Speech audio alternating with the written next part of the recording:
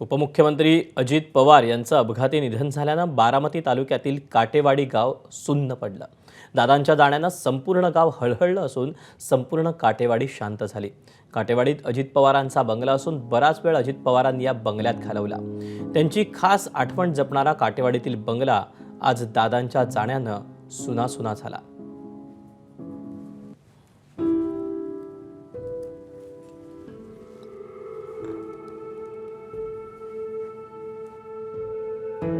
अजित पवारांच्या त्याच बंगल्यात आपण आहोत, काठेवाडी, ज्या ठिकाणी दरवर्षी अजित पवार दिवाळी आणि त्याच्यानंतर भाऊबीज त्यांच्या संपूर्ण कुटुंबाबरोबर साजरा करतात।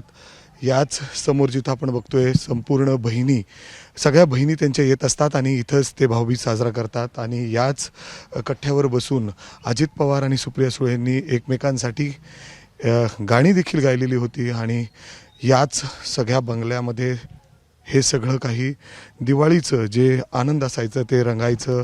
संपूर्ण कुटुंब अर्थात या ठिकाणी एकत्र येऊन दिवाळी साजरा करायचं। तर भाऊबीज अतिशय आनंदात उत्साहात पवार कुटुंबियांकडून साजरा होत होते आणि सगळेजण पवार कुटुंबातील अजित पवारांच्या याच बंगल्यात सगळ्या बहिणी यायच्या आणि इथंच भाऊबीज साजरा होत होती।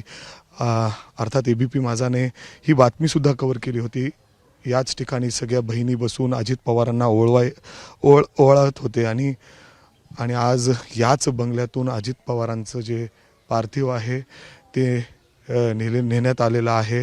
ज्या पद्धतीने या संपूर्ण कुटुंबावर दुःखाचं डोंगर कोसळलेलं आहे आणि अजित पवारांचं जी अर्थात अंत्यदर्शनासाठी देखील या ठिकाणी आणण्यात आलेलं होतं आणि आत्ताच अजित पवारांचा पार्थिव पुढं निघालेला आहे आणि काही वेळातच त्यांच्यावर शासकीय इतमामात अंत्यविधी देखील होणार आहे। कॅमेरामॅन अमोल गवाळेसह मी विकी घई, एबीपी माझा, पुणे, बारामती। एबीपी माझा, उघडा डोळे बघा नीट।